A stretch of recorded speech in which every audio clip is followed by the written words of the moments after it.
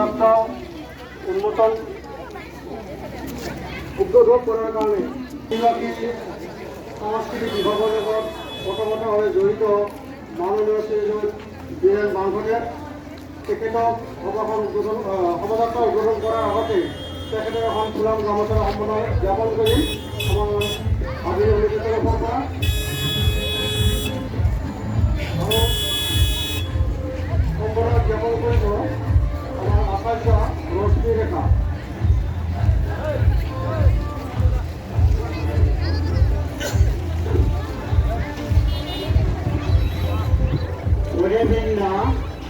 আমি আৰু এটা সুযোগ পাইছোঁ। আমাৰ নিকেতন পৰিচালনা সমিতিৰ সম্পাদক অজিত হাজৰিকাই দিব আজিৰ এই বিশাল শোভাযাত্ৰাৰ সন্মুখত শোভাযাত্ৰাৰ উদ্বোধক শ্ৰদ্ধাৰ বান্ধৱীৰ লগতে আজৰি দিৱসক এখন ফুলাম গামোচাৰে আমি আটাইয়ে সম্ভাষণ জনাইছোঁ। এয়া সম্ভাষণ জনাব আমাৰ আচাৰ্য প্ৰতিভা দাসে।